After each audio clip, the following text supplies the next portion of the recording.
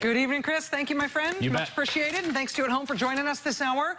We are going to be joined live this hour by Chuck Schumer, the top Democrat in the Senate. We are about to get his first interview since the government shutdown. Senator Schumer had protesters outside his house tonight in Brooklyn. There is a very robust and angry debate going on about why that shutdown happened anyway, why Schumer and the Democrats voted to end it after 3 days on the terms on which they voted to end it. Senator Schumer will be here live in just a few minutes. Again, his first interview since that shutdown. All right, it has been a very busy news day. I want to start in June of last year, June 8th. That's the day the recently fired FBI director, James Comey, gave a full day of congressional testimony. That was before Republicans running the various congressional investigations into the Russia scandal realized that open hearings were a bad idea, right? That having these important witnesses give incredibly and dramatic, compelling testimony under oath on the Russia scandal on TV all day long. This is before they realized that would feel way too much like the Watergate hearings and they shouldn't let that go on any longer. So they've been doing almost all of their hearings behind closed doors ever since then. But on that day in June that James Comey testified in Congress about his tenure as FBI director, about what he knew about the Russia investigation, and about his firing by President Trump, James Comey said something in that testimony that was very memorable and very mysterious about the Attorney General, Jeff Sessions. Remember, the major point of James Comey's testimony that day was that the president had repeatedly pressured him as head of the FBI that he should drop the Russia investigation, that he should lift the cloud that was looming over the Trump presidency because of these ongoing criminal and counterintelligence Russia investigations. Comey says the president specifically asked him to direct the FBI to let go of the investigation into Trump National Security Advisor Mike Flynn. So James Comey testified about those interactions with the president. He testified that he made notes, detailed notes describing the president's directives to him after he had those communications with the president, and he explained under oath that he shared those notes, those descriptions of what the president had done in real time. He shared them with other senior members of the FBI. But he also explained that he didn't share those things with the Attorney General. Right? And it was a very mysterious thing he testified to. This was very serious stuff. He was very unnerved, he said, by what the president had done. He was so unnerved by it that he took copious notes and then he shared that information with the senior leadership of the FBI so other people would know what happened, so there would be documentation of what had happened, because he knew it was such a big deal. But even though the FBI is part of a larger organization, it's part of the Justice Department, and even though he was very aware that this was serious as a heart attack, this was a very serious thing, James Comey made a deliberate decision at the time that although he would tell everybody in the FBI, he would not go upstairs and tell the Attorney General what had just happened. And in that testimony before Congress, he explained why not. Okay, you have the President of the United States asking you to stop an investigation that's an important investigation. What was the response of your colleagues? I think they were as shocked and troubled by it as I was. Some said things that led me to believe that. I don't remember exactly, but the reaction was similar to mine. They're all experienced people who had never experienced such a thing. So they were very concerned. And then the conversation turned to about, so what should we do with this information? And that was a struggle for us because we are the leaders of the FBI, so it's been reported to us in that I heard it and now I've shared it with the leaders of the FBI. Our conversation was, should we share this with any senior officials at the Justice Department? Our absolute primary concern was we can't infect the investigative team. We don't want the agents and analysts working on this to know the President of the United States as asked, and when it comes from the President, I took it as a direction to get rid of this investigation because we're not going to follow that request. And so we decided we got to keep it away from our troops. But is there anybody else we ought to tell at the Justice Department? We considered whether to tell the Attorney General, decided that didn't make sense because we believed, rightly, that he was shortly going to recuse. So the senior leadership at the FBI is all in on what the president has just told Comey, but they decide they're not going to report this to the attorney general, this troubling behavior by the president trying to shut down the Russia investigation. And as James Comey explains there, they decided not to tell the attorney general because they believed the attorney general was going to have to recuse himself from this investigation, was going to have to remove himself from it entirely. Why did they think that? Why did they anticipate that that was going to happen? Senator Ron Wyden went back to this point with James Comey and drew him out about it. Let me turn to the Attorney General. In your statement, you said that you and the FBI leadership team decided not to discuss the president's actions with Attorney General Sessions, even though he had not recused himself. What was it about the Attorney General's own interactions with the Russians or his behavior with regard to the investigation that would have led the entire leadership of the FBI to make this decision? Our judgment, as I recall, was that he was very close to and inevitably going to recuse himself for a variety of reasons. We also were aware of facts that I can't discuss in an open setting that would make his continued engagement in a Russia-related investigation problematic. We were aware of facts I can't discuss in an open setting that would make his continued engagement in a Russia-related investigation problematic. Can't discuss it in an open session, but we knew things about the Attorney General, Jeff Sessions, that let us know what a problem it would be for him to stay involved in anything related to Russia. What were those things? What did you know? Right, this was this intriguing question left open by James Comey when he testified before Congress in June.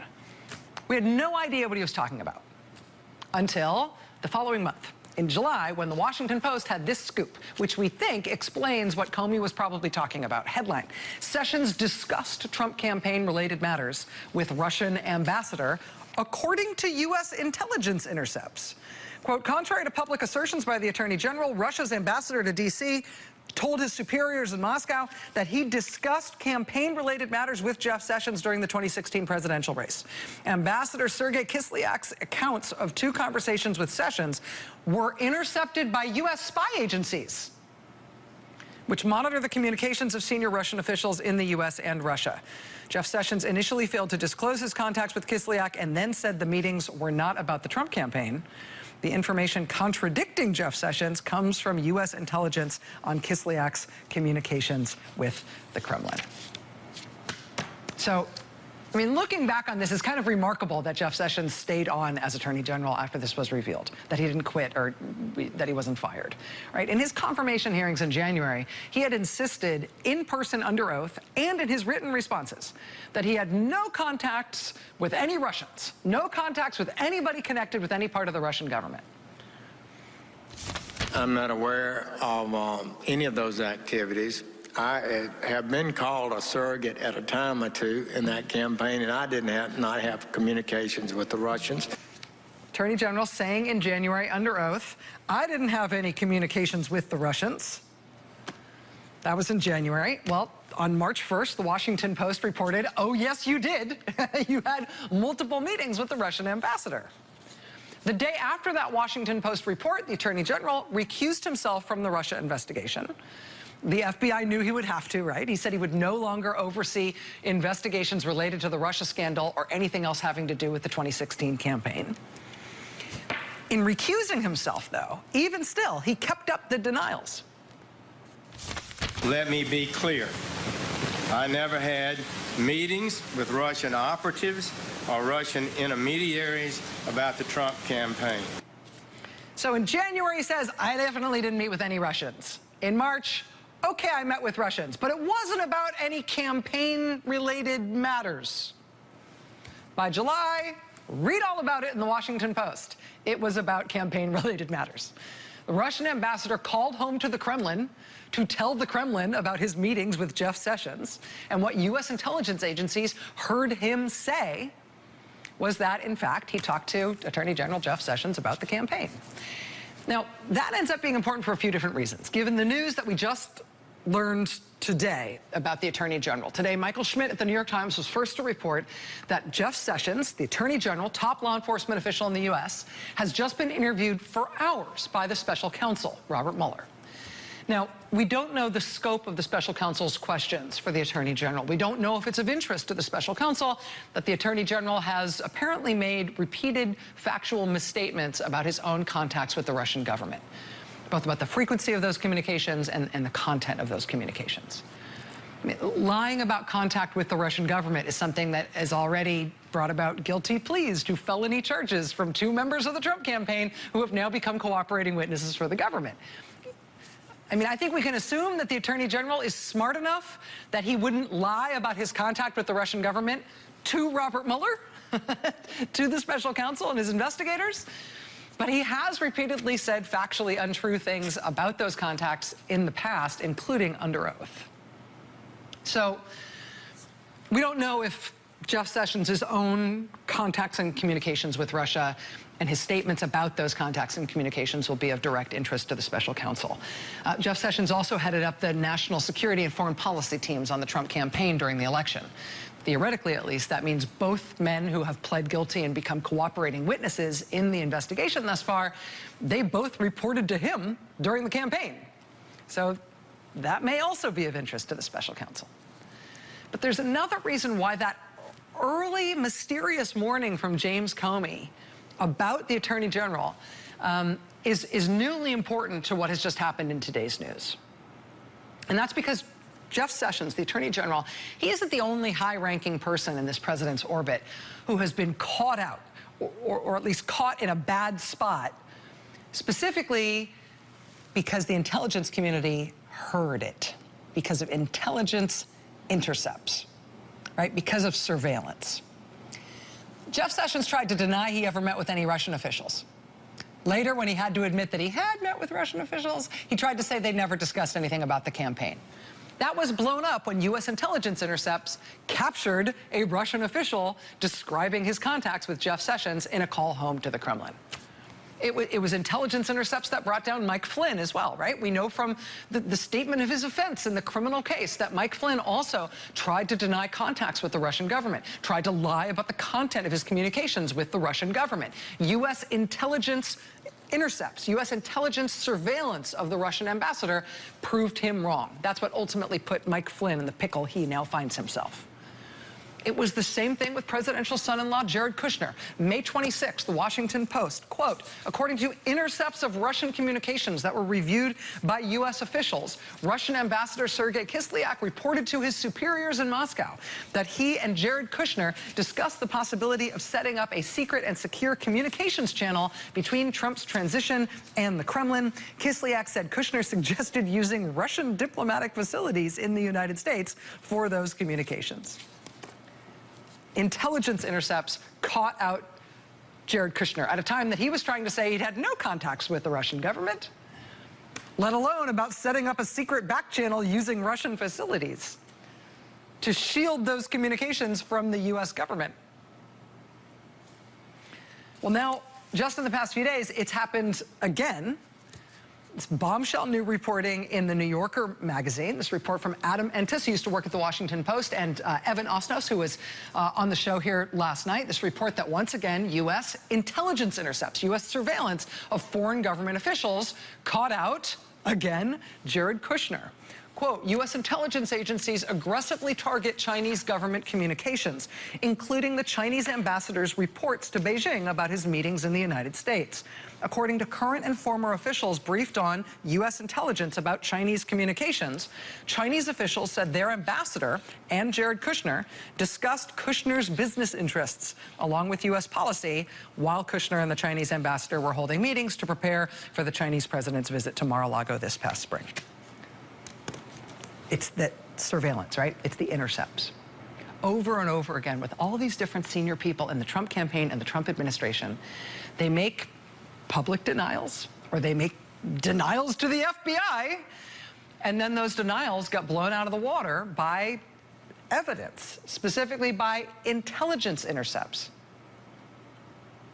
by surveillance information, right, collected by intelligence agencies while they are surveilling foreign government officials. The intelligence intercepts keep getting them.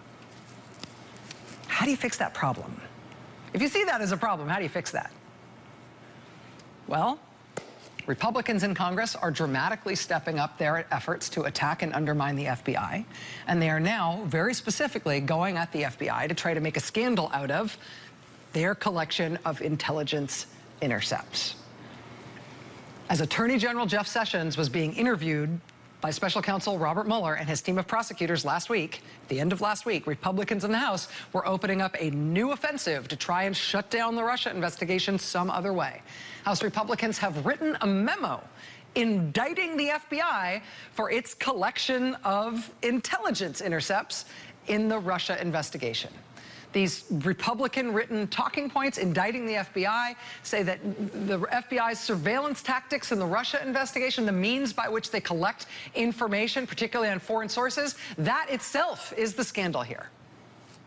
That Republican memo designed to attack the FBI specifically on intelligence intercepts, that I'm guessing should probably be coming out any day now. I wouldn't be surprised if it came out tonight, late tonight or tomorrow morning, the way they're trying to get that out. But while Trump-supporting Republicans in Congress are going right at that key and often deadly core competence of U.S. law enforcement and U.S. intelligence in this investigation, they're also continuing to collect scalps at the FBI itself, very specific scalps. Let's go back to that dramatic Comey testimony from this summer one more time. Now, as I mentioned before, he left that dramatic open question hanging out there, right, about why he and the FBI didn't tell Attorney General Jeff Sessions about what he thought was very troubling behavior by the president basically directing the FBI to kibosh the Russia investigation. James Comey explained why he didn't tell Jeff Sessions about that, given what we now know to be Sessions' own implication in that scandal. But the reason he was explaining that is because there are a bunch of other people who he did tell, and he told them for a very specific reason. I knew that there might come a day when I would need a record of what had happened, not just to defend myself, but to defend the FBI and our integrity as an institution and the independence of our investigative function. Who did you talk with about that? Lifting the cloud, stopping the investigation back at the FBI, and what was their response? I discussed the lifting the cloud and the request with the senior leadership team, who typically, and I think in all these circumstances, was the deputy director, my chief of staff, the general counsel, the deputy director's chief counsel, and I think in a number of circumstances, the number 3 in the FBI, and a few of the conversations included the head of the National Security Branch. So that group of us that lead the FBI when it comes to national security. That's who he tells.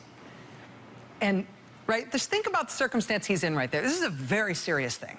The FBI director is essentially rattled.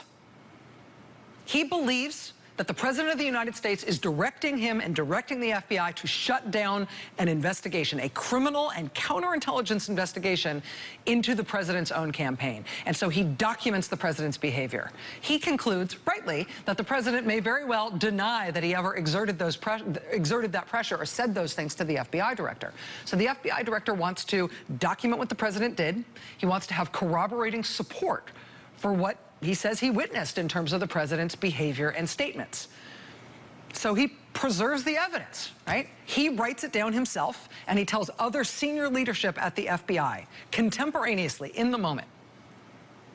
And when he testifies about that last June, he doesn't list those other officials who he told at the FBI by name, but we've been able to figure out who most of them were based on their titles. And this is now really important for all of us. If the President of the United States is going to be potentially criminally liable for obstruction of justice in this matter, pressuring the FBI to drop the Russia investigation, firing the FBI director when it didn't happen. If that's a potential criminal liability for the President of the United States, then the people who have the evidence, they're really important, right? That list of senior FBI officials who were brought in by James Comey into what he witnessed, those are people who retain and can support the evidence of what the President did. right? These are the people who will provide that evidence, who can support the evidence that Comey collected. And it's a short list, right? One is James Comey himself, right? Well, the president has already fired him, and the White House and Republicans in Congress have been smearing James Comey and denouncing him as a partisan, terrible person ever since, doing everything they can to undermine his credibility. One of the other people who Comey brought in, Andrew McCabe, deputy director of the FBI, who the president has also been publicly denouncing for months. He is now reportedly getting retired out of the FBI within the next few weeks. Retired out at the old age of 49. There's been reports that the Attorney General has been pressuring the current FBI Director Chris Wray to get Andrew McCabe out of there. There have been reports, both in the Washington Post and both at CNN and Axios.com over the last 2 days, that the current FBI Director threatened to resign if Andrew McCabe was in fact removed from the FBI, but we believe he's still going to retire out very shortly. One of Comey's other corroborating witnesses was the General Counsel of the FBI, Jim Baker, who remains at the FBI for now, but he has mysteriously been reassigned to a job nobody can describe with responsibilities no one can name. Nobody quite knows why James Baker has been ousted from his senior position at the FBI and busted down to some invisible tertiary spot where he's basically responsible for watering the plants. But the president has been taking shots at him publicly as well. Then there's Jim Ribicki, who was chief of staff to the FBI director, both under Comey and under his successor, Chris Wray. Today, Chris Wray announced that Ribicki, too, he's out. This follows Republicans in Congress taking shots at him as well, trying to construe him as a partisan. If there is an obstruction of justice case to make against this president for the firing of James Comey, there are 6 people on the list that we know of who were in on the evidence, who have evidence of the president's behavior in that matter. Of those 6, 4 of them have now been ousted or sidelined at the FBI and smeared by the White House and the Republicans. 4 of the 6. When Comey came up with the evidence that the president had tried to obstruct justice in the Russia matter, they tried to destroy Comey. Comey thought ahead and had backup. Now they are destroying his backup. The Washington Post reports tonight that the special counsel is pursuing an interview with the president himself soon, in coming weeks, and that the focus of that interview will be obstruction of justice. Quote, special counsel's office has indicated to the White House that the 2 central subjects investigators wish to discuss with the president are the departures of Flynn and Comey and the events surrounding their firings. As FBI Deputy Director Andrew McCabe gets pushed out of the FBI as well. Late tonight, the Washington Post has just reported that right after President Trump fired James Comey, he summoned Deputy Director Andrew McCabe to the Oval Office. Quote, according to several current and former U.S. officials, the 2 men exchanged pleasantries. But before long, Trump asked Andrew McCabe a pointed question. Whom did he vote for in the 2016 election? McCabe said he did not vote, according to the officials. Nevertheless, Trump, quote, also vented his anger at McCabe over donations his wife had received for her failed 2015 Virginia State Senate bid from a political action committee controlled by a close friend of Hillary Clinton. McCabe has spent more than 2 decades at the FBI. He found the conversation with Trump disturbing, according to one former U.S. official.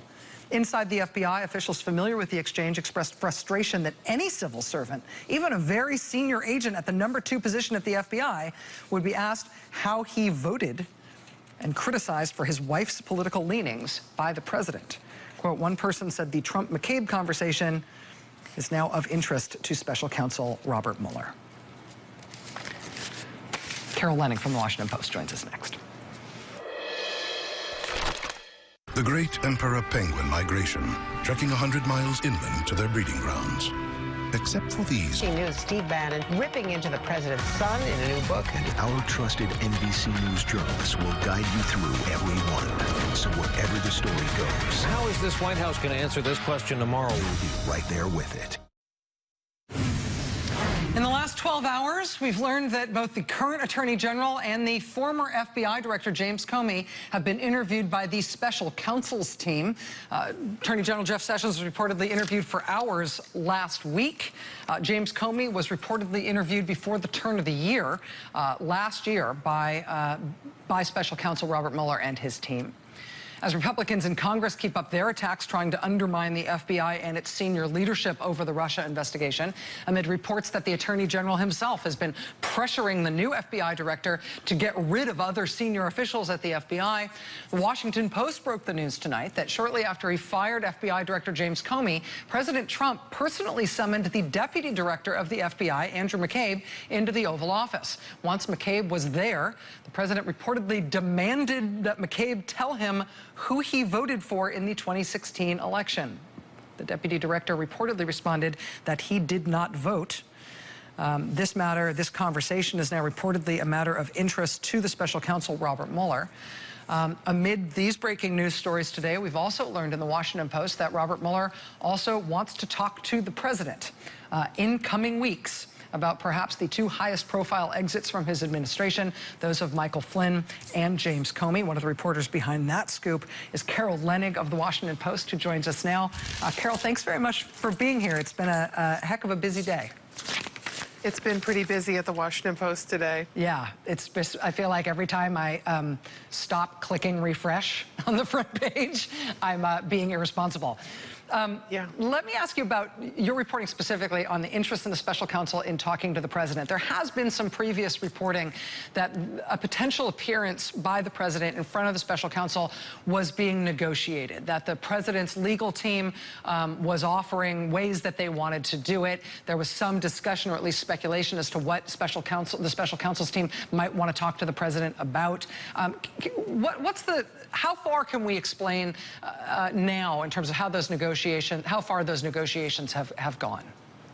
So in early January, which feels like a year ago now, but it's only a few weeks, we reported basically that Mueller had made his first signal to the Trump lawyer team.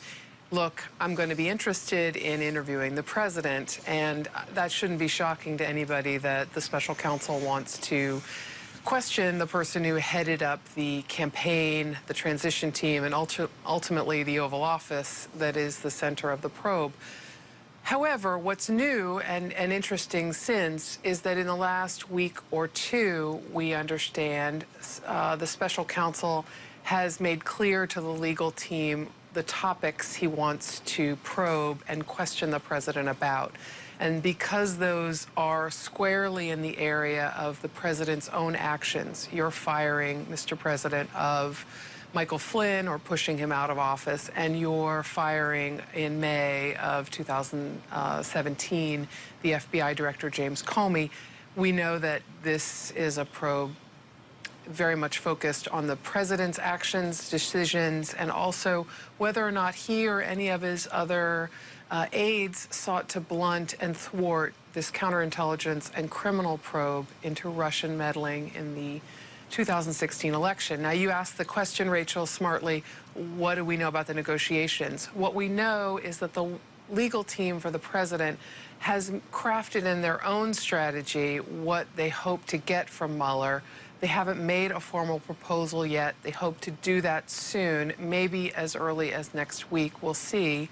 And our sources tell us that Mueller will receive this and decide as he will, because ultimately he has the power to issue a grand jury subpoena to the president. He doesn't really have to meet any demands coming from the witness. And that's a very important point there at the end. I mean, one of the things that's hard to view just as a layman outsider, just as a citizen watching this stuff, is how much negotiation there ought to be, how much the special counsel feels he must negotiate these terms with the president's legal team, whether it's about the exact circumstances of how and where the president testifies, or whether they actually need to disclose in advance to the president's legal team all of the ground that they'll cover, and feel limited to that.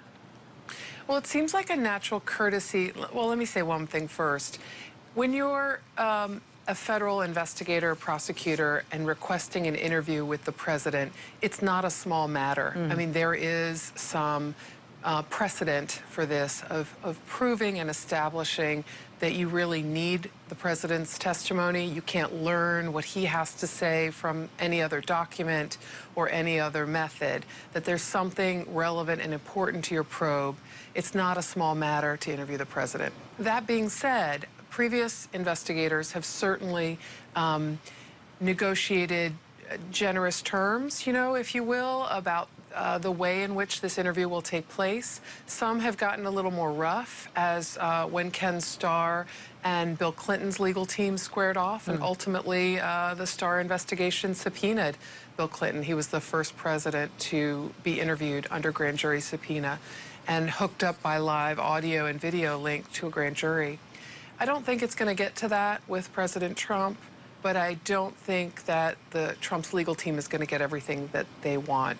Part of what they want is a lot of written questions and the ability to submit written answers on behalf of the president. And we'll see, to quote the president, but I don't know that the special counsel's office is going to agree to all of that. Yeah, if I were them, I would want that too. But we shall see how this fleshes out. Carol Lennig, national reporter at the Washington Post, on this incredible day of scoops from the Post. Thank you for being here. Congratulations to you and your colleagues for advancing. Kirsten Nielsen, and he's also bringing. Oh, yeah, Secretary of Labor, Secretary of Transportation, U.S. Trade Representative, the Administrator of the U.S. Agency of International Development, the Director of the National Institutes of Health, the Commissioner of the FDA, the Assistant to the President for Homeland Security and Counterterrorism, and the Director of Strategic Initiatives at the White House. All plus the President, and that's just the ones we know about. When we saw this list, I wondered, A, is there going to be a designated survivor? But I also wondered if, like, Hope Hicks is going to be going, or Ivanka Trump, or Stephen Miller. We asked the White House about that tonight, and they told us this, quote, "We did not list all staff traveling, but simply said staff. There are several staffers traveling who are not on that list." So it's not just it. There's even more than that who are going. I mean, Davos hosts this event every year. There's lots of protesters usually. When you have that many world leaders in one place, that is inevitable. This year, the protesters seem particularly inspired.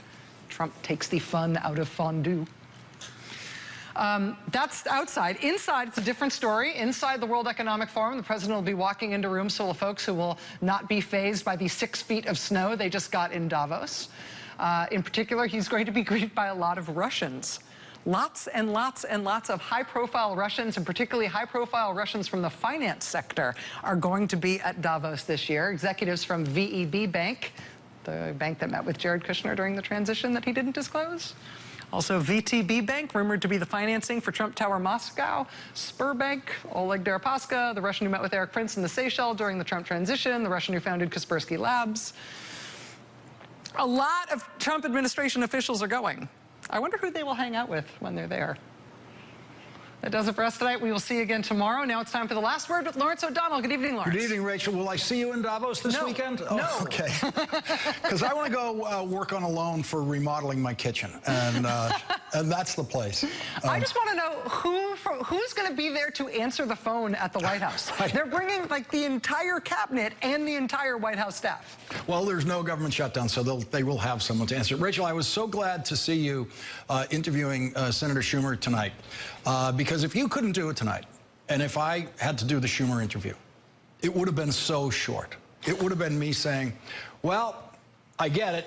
I see why you did what you did. And that would be it. Because I've been in that room in the majority leader's office in the Senate in the middle of the night trying to figure out these strategies, and I know there's no good choice. And when I see the not good choice that the leader picks, it's usually kind of a toss-up 50-50 one way or the other.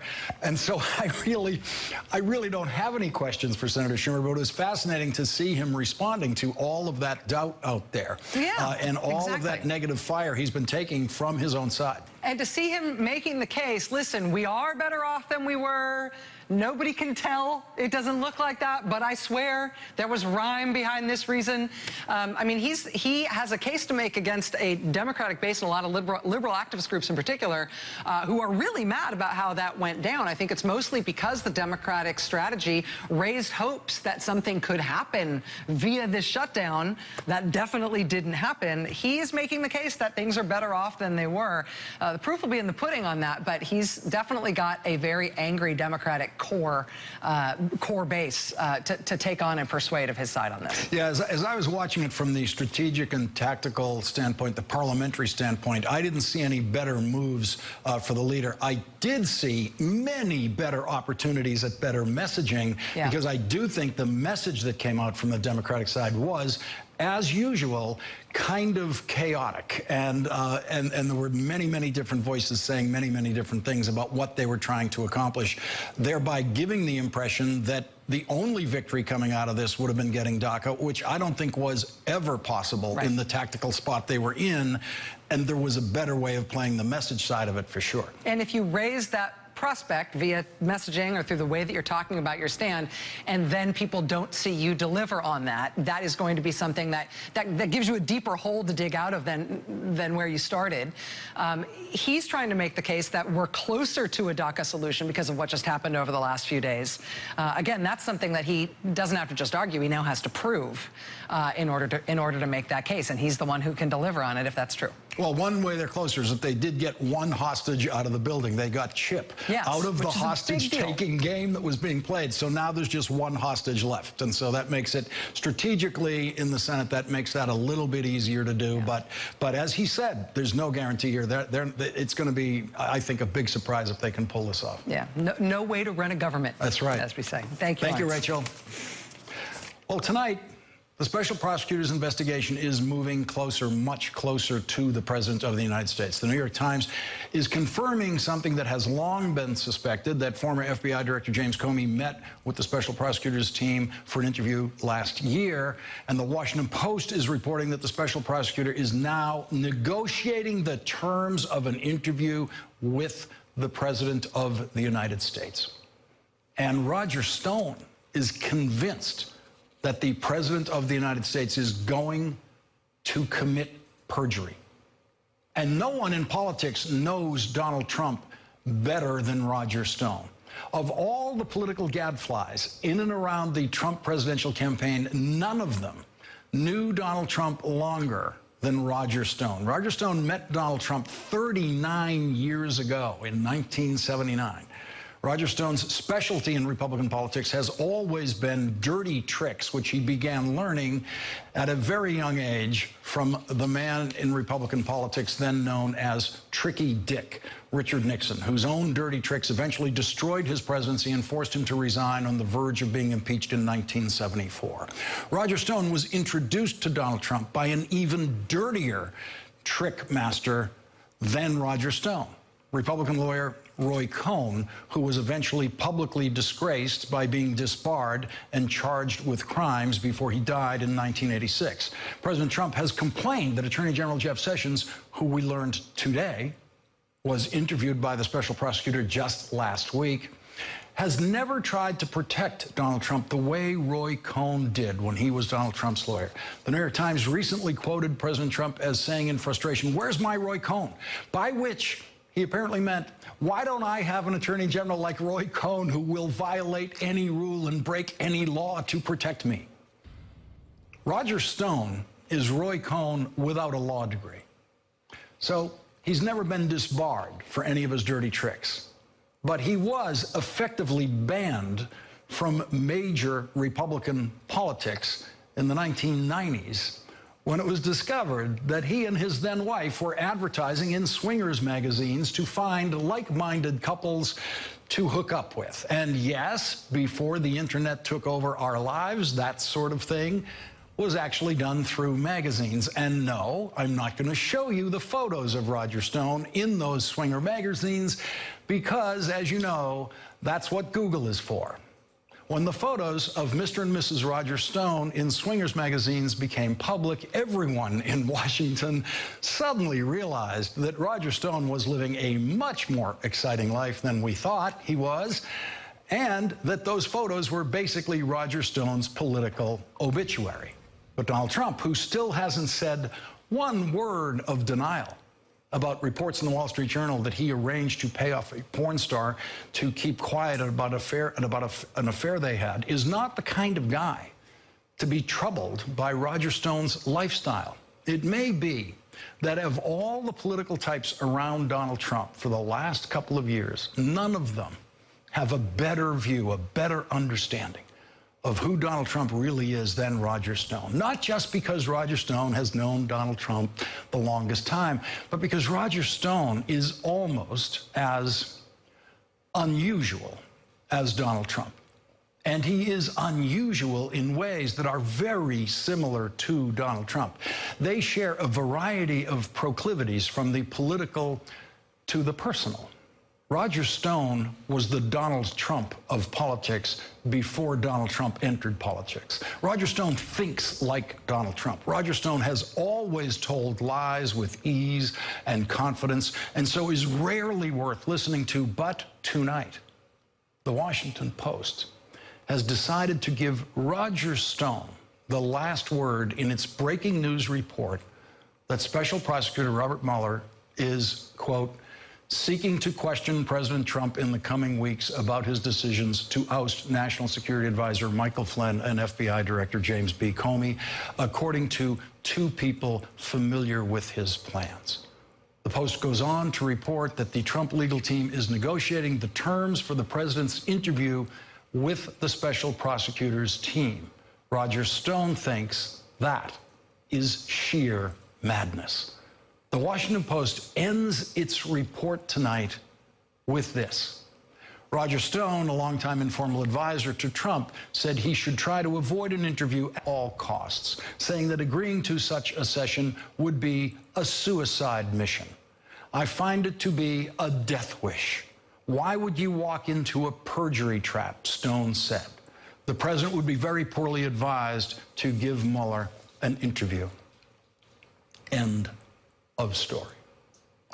Of course, a perjury trap can only be a perjury trap if you choose to commit perjury, and that is what Roger Stone is apparently convinced the president will do. Roger Stone's 39 years of hanging out with Donald Trump make him 100% confident that Donald Trump will commit perjury in an interview with the special prosecutor. Roger Stone thinks it's a suicide mission. It's a death wish.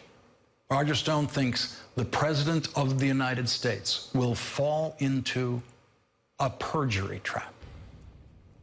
And Roger Stone knows the real Donald Trump much better than Trump's Washington lawyers do. Joining us now, Harry Litman, former U.S. Attorney and Deputy Assistant Attorney General under President Clinton. He is now a professor at the University of California, San Diego. And Matt Miller, former spokesman for Attorney General Eric Holder and an MSNBC contributor. And Harry Litman, people refer to these things, they talk about it as a perjury trap. And as I said, it's only a perjury trap if you commit perjury. That's true, but he really is walking into it, and it's clear why Stone thinks it's a suicide mission. Look, first, he's told lie after lie and shifting series of lies about the basic reasons for the firing of Comey, and he's going to be fed each of those one by one, and he can't possibly reconcile them all. That's one. But the other big point here is Flynn is cooperating. Flynn knows exactly what happened, and Trump does not know what Flynn said. So he would, if he comes out with anything that's different from what the witnesses have already told the grand jury, he's completely exposed for perjury. His basic option to avoid perjury is to cop to obstruction, not a very attractive choice. And Matt Miller, when the president does finally do this interview, he now knows that James Comey has already been interviewed and that he, the president, had one-on-one conversations with James Comey that he will be asked about. He knows that his Attorney General, Jeff Sessions, has already been interviewed for several hours and that they have material about the president from Jeff Sessions. He knows they have information from Flynn. The president knows they have information from Michael Flynn about the president. In other words, Matt, when the president goes into this, he knows that the special prosecutor already knows an awful lot about what Donald Trump has said in conversations with those people. Yeah, that's right. And by the time he does this interview, the special counsel will have talked to Steve Bannon, his former top aide, and he's talked already to former chief of staff Reince Priebus. Everyone that was around Trump at the time he made the decision to fire Jim Comey, and then everyone that was around him in the period leading up to that decision when he was complaining about the Russia investigation. From all the reporting we know, he was repeatedly, inside the White House complaining and venting and wanting that investigation ended. Everything he said to all of those staffers of his, Bob Mueller knows all of that. So when Donald Trump goes in, if he denies any of those conversations, look, he will have walked into this perjury trap that you laid out. The problem is, and I think Roger Stone is right to be worried, and I think it's clear that his attorneys are worried, is when was the last time you've seen Donald Trump in a public appearance get through an entire interview or through a press conference without telling a lie? He seems constitutionally incapable at many points of telling the truth. And, there have not been a lot of consequences for him when he does that publicly, when he does it when he's talking to a reporter. There will be huge consequences for him if he does it in an interview with Bob Mueller. Let's listen to the president today when he was asked about the news that just emerged today that the attorney general has been speaking, interviewed by the special prosecutor. Thank you. No, I'm not at all concerned. Did you talk to him about it? No, I didn't, but I'm not at all concerned. Thank you all very much. Harry Littman, an interesting question there. Kristen Welker asked him, did you talk to him about it? Meaning, did you talk to Jeff Sessions about talking to the special prosecutor? And the president says, no, I didn't. And we certainly know by the president's history in this arena that he would have talked to him, and things would have had to change a lot to constrict his behavior to not talk to the attorney general about this. That's true, although he's probably under a complete tight leash not to talk to other witnesses. That's how you can get into even further trouble with obstruction. But on Sessions, there's 2 points that need to be made. First, Sessions is a big witness here. He's in the February 14th meeting with Comey. He is emasculated by Trump for not recusing himself. He is buttonholed by Comey after, who tells him, don't let the president near me in that way. That's one point. The second point, there's this major disconnect with Trump. Everything he's saying in the press conference is no collusion, no collusion. But he seems not to have realized that Mueller is coming at him like a freight train on the obstruction charges. And there, he's got a clean and strong case. If his lawyers haven't figured that out, it's time they do it. And Matt Miller, is a new poll out, CNN poll, saying if Trump is asked by Mueller, should he testify under oath, it's overwhelming, 78% yes. And you can't get that poll up to 78% without including a lot of Trump voters who are saying, yes, the president should testify under oath to the special prosecutor. Yeah, it's a heartening result after the attacks we've seen on the special prosecutor, on the FBI, really on the rule of law itself, to see that still an overwhelming majority of voters think that the president ought to participate in this interview. Look, he only really has one way out of this interview, and that's to take the Fifth Amendment, which I think obviously is politically untenable. It ought to be unacceptable for a president to take the Fifth Amendment. Every American has that right as a private citizen. I think we should ask more than that from a president. So if he does decline this, so barring taking the Fifth, if he declines this interview, I think what we'll see in short order from the special prosecutor is a grand jury subpoena. The president will have to comply with that unless he's willing to just completely, provoke a constitutional crisis by refusing a lawful court order. He's going to be forced to testify at some point in this investigation. Harry Littman, that seems right, although that's a big unless, unless he's willing to provoke a constitutional crisis. A lot of reason to think that he would be willing to provoke a constitutional crisis, and there are ways he can sort of make a mess and push things down the road and see what happens. I'm sorry, Lawrence. That's great. I was just going to say we're going to leave it there, but I think any other politician would be worried about what would happen if he took the Fifth Amendment. When Donald Trump is in that room, he's going to be more worried about his future in this possible criminal investigation than his future as a politician. If the Fifth Amendment means one term for Donald Trump, he'll take it. Harry Littman, thank you very much for joining us tonight. Matt Miller, please stay with us. Coming up, we have more breaking news. After firing James Comey as the FBI director, the president reportedly asked the new acting FBI director, Andrew McCabe, who he voted for president. And later, it's really all about real people, not just tactics on the Senate floor. A dreamer who asked Paul Ryan if she is going to be deported will join us. After asking FBI Director James Comey to drop his investigation of Michael Flynn, which James Comey did not do, President Trump then fired the FBI director. Since then, the president has not stopped tampering with his next two FBI directors. The president was asked about that today after a story in Axios reported that the current FBI director threatened to resign after facing pressure from the Trump administration to get rid of Deputy Director Andrew McCabe. No, he didn't at all. He did not. He did not even a little bit. Nope. And he's going to do a good job. Are you concerned about this new leadership of the FBI? Thanks, everyone. Let's see how it all works out. Shortly after the president said that today, word began to leak out of the Justice Department about how it's all working out. The Washington Post is reporting that two new officials will join the FBI, both replacing people who served under James Comey. Former U.S. Attorney Dana Boente, who briefly served as acting Attorney General after Sally Yates was fired, will be the FBI's new general counsel, replacing James Baker. And Zachary Harmon will become the FBI director's new chief of staff, replacing Jim Rubicki, who was the chief of staff under James Comey. The most important news about the FBI came later today in a stunning report from the Washington Post about what the president said shortly after he fired FBI Director James Comey. Between the Comey firing and Senate confirmation of Christopher Wray as the next FBI director, the FBI's deputy director served as the acting director of the FBI. Soon after he became the acting director, Andrew McCabe was summoned to the Oval Office for what the Washington Post reports was a get-to-know-you meeting.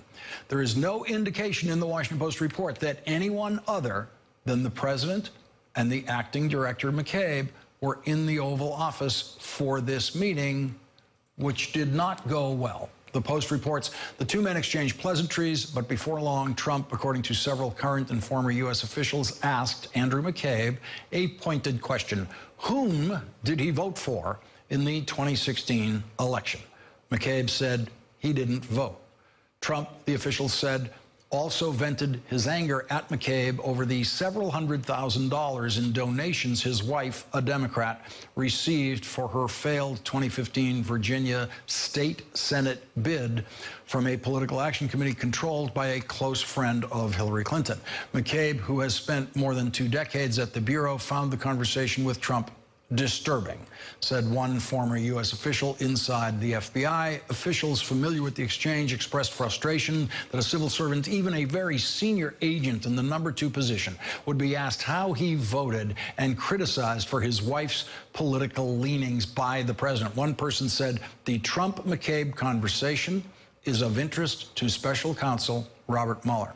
Joining us now, Betsy Woodruff, politics reporter for the Daily Beast and an MSNBC contributor, and back with us, Matt Miller. And Matt, what would be the special prosecutor's interest in that exchange with Andrew McCabe about how he voted in the presidential election? I think the interesting thing about this exchange is you have to remember the context in which it occurred. This is right after Jim Comey was fired, and Andrew McCabe was essentially there meeting the president in a job interview. He was up for the position of acting director. The administration interviewed him and several other candidates for that position, and he was potentially in line to be nominated to be the full-time director. So the president is sending a very clear signal to him in that meeting, just as he did in his first meetings with Jim Comey after taking office, that I expect you to be loyal to me. I want to know that you're someone that has my back, someone that supported me in the election.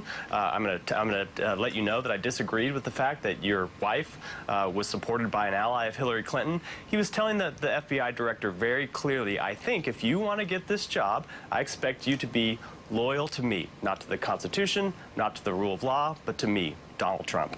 And Betsy, it's very clear, as we see in this sequence, Donald Trump has gone through three FBI directors so far, 1 acting director, 2 directors, that he has no inhibitions, apparently still, about tampering with the FBI director. Right, and it's really extraordinary just how much the senior ranks of the Justice Department have been roiled during the Trump presidency. Jim Comey was fired, of course. Rod Rosenstein, the Deputy Attorney General, reportedly threatens to resign over pressure that President Trump and the White House put on him. Chuck Rosenberg, now a contributor to this network, stepped down as head of the Drug Enforcement Administration, which is part of the Department of Justice, after saying publicly that he was concerned that President Trump appeared to condone police misconduct. And, of course, now we have Chris Wray reportedly threatening to resign as well.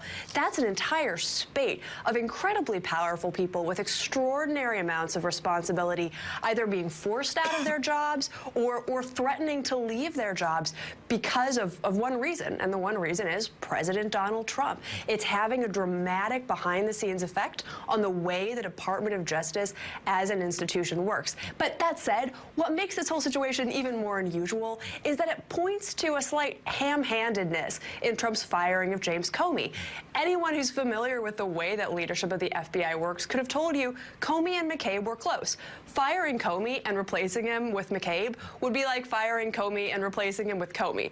On top of that, Chris Wray is also very much part of this same cohort of experienced federal law enforcement officials that almost came of age in the wake of 9/11. Chris Wray was in the Justice Department while Bob Mueller was heading the FBI, as that institution turned into primarily a counterterrorism institution. These guys all know each other. They've known each other for years. They're close. They get along. The idea that Chris Wray would let Donald Trump bully him into firing someone who he's known, who's part of that circle, just strains credulity, and it all points to the fact that Trump just doesn't seem to know how to make the FBI become loyal to him, as much as that clearly seems to be his goal. And Matt, you begin to think, as you listen to the way the president talks about this, that if you are a Democrat or married to a Democrat, you can't possibly be a fair FBI agent or officer at the same time. And then when you tell the president that Robert Mueller is a Republican, then apparently even being a Republican isn't good enough. Yeah, look, I mean, what Donald Trump wants is not an adherence to the rule of law. He doesn't want someone that's in that job that is going to call balls and strikes based on how they see them. He wants someone that's going to call balls and strikes in his favor. I think, you know, Betsy makes a really good point about this kind of ethos among people like Chris Wray, people like Bob Mueller, people who've come up in the Department of Justice, or people that have never worked there. It's kind of hard to describe how ingrained this culture of independence is. So for all of them to see what Donald Trump does on a daily basis, you know, to have any one of these officials threaten to resign and protest in a normal administration would be a huge occurrence. But we've seen it from just about every senior official in the Justice Department in this administration. And it's still, none of it is ever enough for Donald Trump, and none of it ever backs him down. We still see him, you know, on almost a daily basis going after the FBI on Twitter, complaining about the Attorney General, sometimes complaining about the Deputy Attorney General. He will not be satisfied until this Justice Department has, one, shut down the investigation into him, and two, launched investigations into his political opponents. Anything short of that, he is going to continue to rail publicly and privately about this department. Matt Miller and Betsy Woodruff, thank you both for joining us tonight. I really appreciate it. Sure thing. Coming up, where did the $130,000 come from? The $130,000 used to pay off the porn star who says she had an affair with that guy in the picture. This White House can answer this question tomorrow. We'll be right there with it. What do you say to those dreamers who are worried that you won't keep your word and bring a bill to the floor? A lot can go wrong between now and then. I intend to keep my word. Here's what the Democratic leader of the Senate, Chuck Schumer, told Rachel about that tonight. Large residential washers and washing machines. Let's see. Chuck Schumer said, I realize sometimes he's broken his word before, but he said on the floor we will definitely get a vote on February 8th. And I think the control room now has Chuck Schumer actually saying what I was just telling you Chuck Schumer said. Let's listen to this. I realize sometimes he's broken his word before, but he said on the floor we will definitely get a vote on February 8th of a bipartisan bill on Dreamers that has my okay. So it will be a very good bill, and the thing about McConnell's promise, he didn't just make it to me. He made it to 10 Republican members of his caucus. A leader is very, very reluctant to break a promise to members of his caucus. So now we have a chance to get 60 votes for Dreamers in the Senate. A new NBC poll today shows that a combined 56% of Americans believe that the president or Republicans in Congress are to blame for the shutdown, while 39% believe Democrats are to blame for the shutdown. Joining us now, David Leonhardt, an op-ed columnist for the New York Times. Also joining us, Eugene Robinson, Pulitzer Prize-winning opinion writer for the Washington Post and an MSNBC political analyst. And David, the Democrats came out of this with a 6-year deal on CHIP, and the Republicans came out of it with a new deadline of February 8th, where they go through the whole thing again.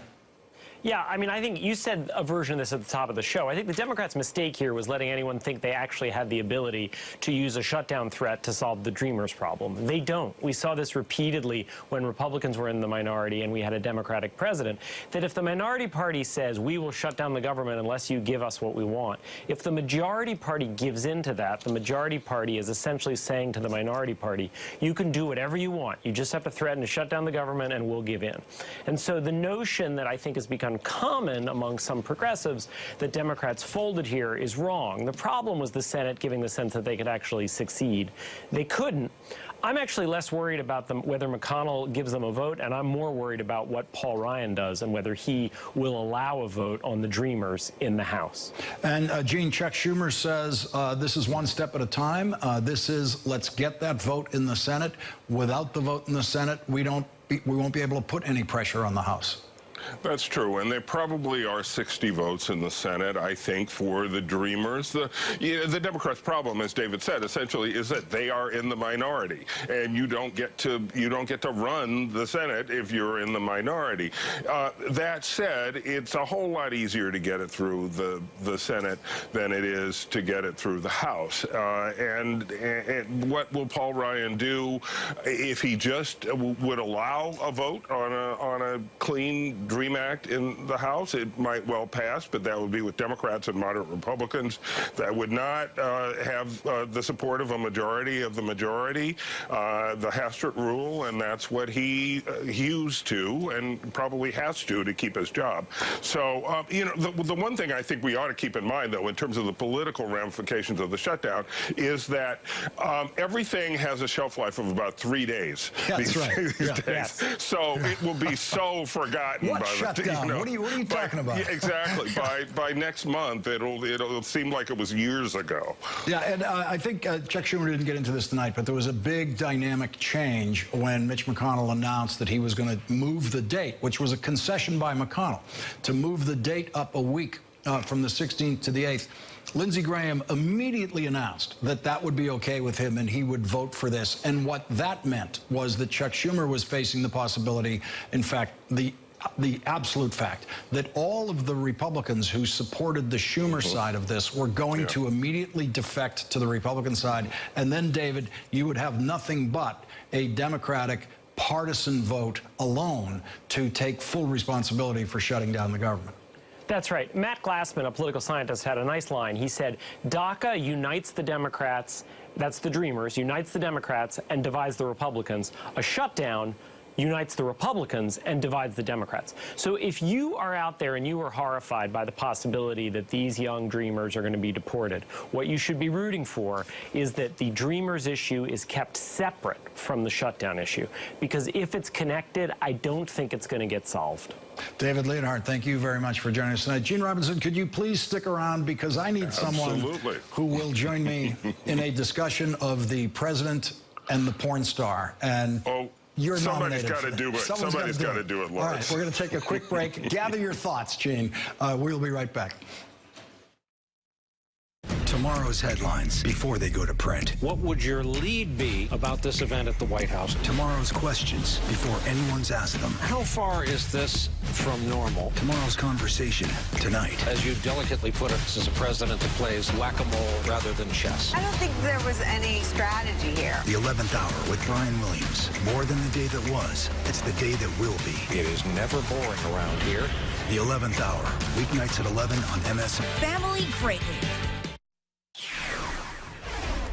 And now the latest on the president and the adult film actress. Citizens for Responsibility and Ethics, a watchdog group in Washington, tweeted, President Trump is accused of paying $130,000 in hush money to porn star Stormy Daniels to hide an affair a month before the election. In what is probably just a coincidence, the Trump campaign transferred $130,000 to the Trump businesses a month after the election.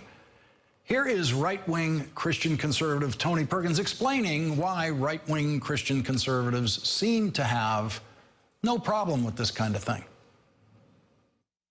Evangelicals did not vote for Donald Trump based on his moral qualifications, but based upon what he said he was going to do and who he was surrounding himself with. Evangelical support is not unconditional. If the president were to all of a sudden revert back to some of that behavior as president, the evangelical support will not be there for him. Yeah. So it's based on we kind of gave him, all right, you get a mulligan, you get a do-over here.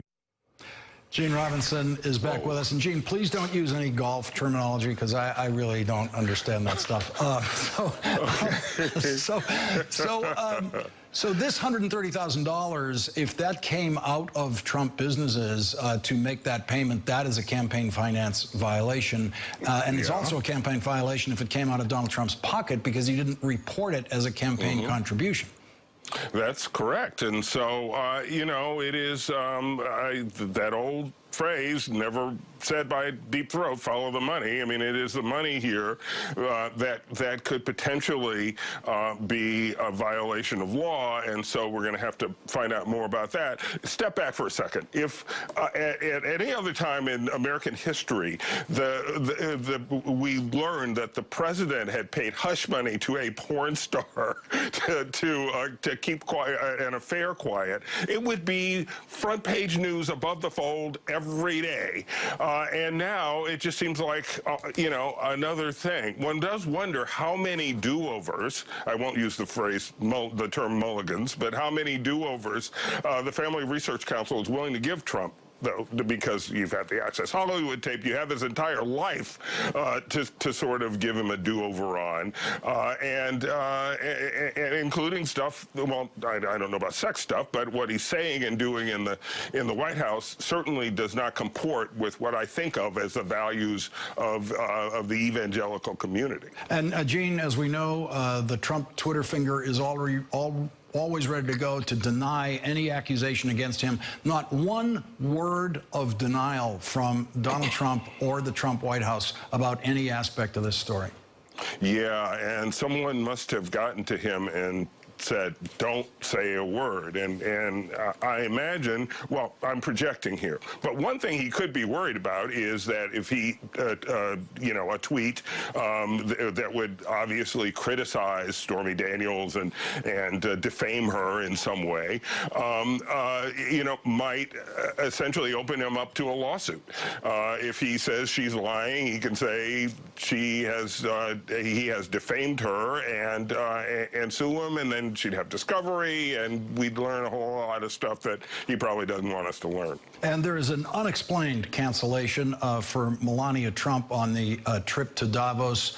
She has decided not to go. And today, Gene, America might not know this, but this is Donald Trump's wedding anniversary, his third wedding anniversary, by which I mean his third wife, his wedding anniversary with his third wife. And he hasn't tweeted a word about that either, or said a word about that publicly, or made any communication that we know of with his wife about that. And it just might be that it's too stormy a week for that. You know, who knows? I think it is wrong and absurd for people to make the assumption that Melania Trump is some sort of mannequin who is, or android who is like cool with all the stuff that Donald Trump does and has done. Why would you assume that? Why would you assume that she wouldn't have, you know, just normal reactions? And I imagine this week her reactions might have been rather acute. Eugene Robinson, thank you very much for joining us tonight. Really appreciate it. Happy to be here, Lawrence. Coming up, a dreamer who got a chance to ask Paul Ryan if she is going to be deported will join us, and you will see what Paul Ryan said to her when he answered that question. That's next. Flossing tips. And when you order now, you get the Cordless Advanced for free for cordless water flossing anytime, anywhere, even in the shower. You'll also receive free shipping, so order right now. It's about people, the lives of real people. And it's easy to lose sight of that when there's so much talk about politicians and the blame game about who won and who caved. But legislation is always about people, and those people are never in the room when the big deals are getting done to pass legislation. When congressional leaders closed the door to try and negotiate a deal on legislation to continue the DACA program, there were no DACA beneficiaries in the room. There's no one in the White House who is related to a DACA beneficiary. We heard from the Trump administration's Homeland Security Secretary, who testified under oath, that she has never met or spoken to a DACA beneficiary.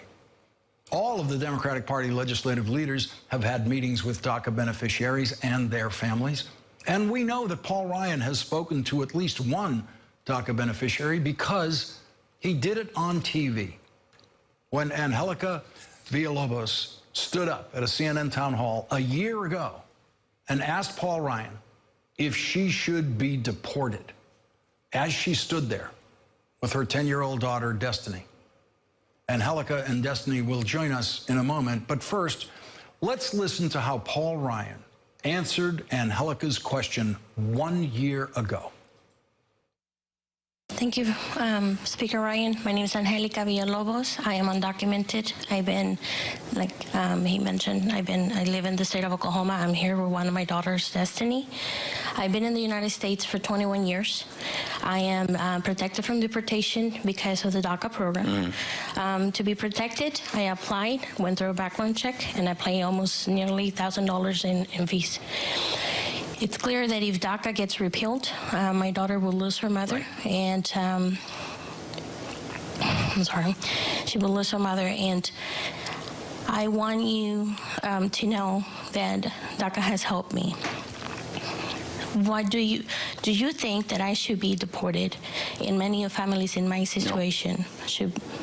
No, Angelica. First of all, I can see that you love your daughter, and you're a nice person who has a great future ahead of you, and I hope your future is here. What we have to do is find a way to make sure that you can get right with the law, and we've got to do this in a good way so that the rug doesn't get pulled out from under you and your family gets separated. That's the way we feel, and that is exactly what our new incoming president has stated he wants to do. And 9 months after Paul Ryan said to Angelica, "I hope your future's here," the president pulled the rug out from under DACA beneficiaries by ordering an end to the program on March 5th of this year. Angelica Villalobos and her daughter Destiny will join us next. Why wait months for your next vacation when you can squeeze one in between Friday and Monday at Hilton? If you're worried about, some deportation, force coming on, knocking on your door this year, don't worry about that. Joining us now, Angelica Villalobos and her daughter, Destiny. And it's been a year since you heard Paul Ryan tell you not to be worried about that knock on the door. Are you worried about that knock on the door tonight? Definitely. And when you watched what happened in the United States Senate over the weekend in this ongoing fight for DACA, realizing that the fight is now going to resume with the February 8th deadline, March 5th being the deadline for the program, what is your, how optimistic are you, how pessimistic are you about this outcome? As being Mexican, I can tell you that I hope is the last thing that we lose. So I'm definitely hoping that something will get done. As far as like, how do I feel when I see things happening like it did just this weekend, where they're playing, literally it looks like it's playing a game. So it's very scary at times because you don't know what to expect from Congress, and obviously they think it's a game by making us choose whether we want one thing or the other. Destiny, you're 10 years old, you're in the 5th grade, you're learning an awful lot about politics and government for a fifth grader. If you could talk to Paul Ryan again tonight, or President Trump, what would you tell them about your mother's situation? I would ask them why. Like, Paul Ryan, as I've heard my mother say many times, he said not to worry, but right now he's not doing anything. And Angelica, it seems a little worse than not doing anything on Paul Ryan's side. He has members of the House of Representatives on his side saying they absolutely do not want to make any steps on DACA during this budget deadline. Well, when you think about it, I mean, he did say that we should not be worried and that they did not have a deportation force coming out and knocking our door, but it is happening. It has happened over the last year since I, got to ask him the question. I think that he needs to really think about what he said, because technically he made a promise. He said that I should not be worried about, which this is not the case. And by him obstructing to bring the DREAM Act to the floor for a vote, I mean, I think definitely he is not, meeting up to, he's not meeting the promises that he made. Destiny, do you and your family talk about what might happen if DACA expires and they do try to deport your mother? Well, we try not to, but it always ends up coming up around some point. And Angelica, is there a family plan? Is there a plan B if something like this happens? Definitely it is. I hope it doesn't come to that, but we have talked about my oldest daughter will be 18 in August, and we talked about making her the legal guardian of the children in case something were to happen to me and their dad. Pretty much make her grow up at 18 and take care of what us as a parent should be taking care of, and she needs to only worry about school. But right now is both of the things, thinking about her moving to college this next fall, and also thinking about whether she would need to stay in the state to take care of her sisters. Destiny, has any of this experience given you any thoughts about what you want to do when you grow up? No, not really. Fifth grade, you have plenty of time to figure it out. Angelica and Destiny Villalobos, thank you very much for joining us tonight. Really appreciate you being here. Thank you. Angelica and Destiny Villalobos get tonight's last word. The 11th hour with Brian Williams starts now. Breaking tonight on the Russia front, the news that Jeff Sessions and James Comey have both spoken to Mueller's team. The New York Times reporter who broke this story here live with us tonight. Plus, new indications Mueller is looking to talk to Trump himself about the firings of Flynn and Comey. And the new report out just tonight that Trump asked his acting FBI director. His wife asked about screening options, and her doctor ordered me. I'm Cologuard, the non-invasive test you use at home. No special